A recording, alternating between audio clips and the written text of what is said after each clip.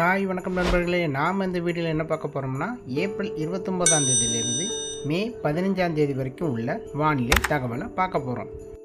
April 29ஆம் தேதியிலிருந்து மே 15ஆம் தேதி வரைக்கும் தமிழ்நாட்டில் பகல் நேரங்களில் அதிகமான வெப்பநிலை இருக்கும், புழுக்கம் அதிகமாக இருக்கும். மாலை அல்லது இரவு அல்லது அதிகாலை நேரங்களில் மிதமான மழை, சில இடங்களில் கனமழை பெய்யும். மழை பெய்யும் போது இடி மின்னல் அதிகமாக இருக்கும்.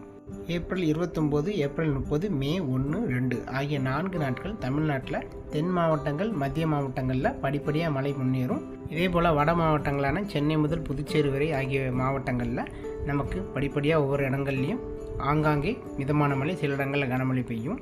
மே 3ஆம் தேதியிலிருந்து மே 15ஆம் தேதி வரைக்கும் தமிழ்நாடு முழுவதும் மிதமான மழை, கனமழையும் பெய்யும். அதாவது பகல் நேரத்தில் அதிகமான வெப்பநிலை இருக்கும். மாலை நேரங்கள் அல்லது இரவு நேரங்கள் அல்லது அதிகாலை நேரங்களில் தான் இந்த கோடை மழையானது இருக்கும். நாம் ஏற்கனவே சொன்ன மாதிரி கோடை மழையானது எல்லா இடங்கள்லையும் ஒரே அளவான மழை இருக்காது. சில இடங்களில் குறைவான மழை, சில இடங்களில் மிதமான மழை, சில இடங்களில் கனமழையும் பெய்யும். சில இடங்களில் மழை பெய்யாமல் ஒதுக்கவும் செய்யும்.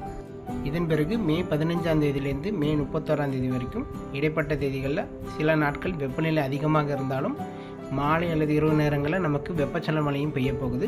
நாட்கள் நெருங்கும் போது எந்தெந்த மாவட்டங்களில் எந்த மாதிரியான மழை இருக்குங்கிறது நான் வீடியோக்குள்ளே பதிவு செய்கிறேன். இதே போல் தென்மேற்கு பருவமழையானது கேரளா மற்றும் தமிழ்நாடு பகுதிகளில் மே 31ஆம் தேதியிலேருந்து தொடங்கி பெய்ய ஆரம்பிச்சிடும். இந்த வருடம் தென்மேற்கு பருவமழையானது கேரளா மற்றும் தமிழ்நாட்டில் சராசரிக்கு அதிகமாகவே மழை பதிவாகும். தென்மேற்கு பருவமழையானது ஜூன் மற்றும் ஜூலை மாதங்களில் சற்று மழை தீவிரமாக இருக்கும். ஆகஸ்ட் மாதங்களில் மழையின் தீவிரம் குறைவாக காணப்படும். மறுபடியும் செப்டம்பர் மாதங்களில் தென்மேற்கு பருவமழையானது சற்று தீவிரமாக இருக்கும். விவசாயிகள் பொறுத்த வரைக்கும் வானிலை அறிந்து அறுவடை பணிகளை மேற்கொள்ள வேண்டும். வானிலையை பொறுத்த வரைக்கும் ஒவ்வொரு நாளும் பல மாற்றங்கள் காணப்படும். ஸோ தொடர்ந்து இந்த சேனலை சப்ஸ்கிரைப் பண்ணி வச்சுக்கோங்க. அப்படி பெல் ஐக்கான் கிளிக் பண்ணி வச்சுக்கோங்க.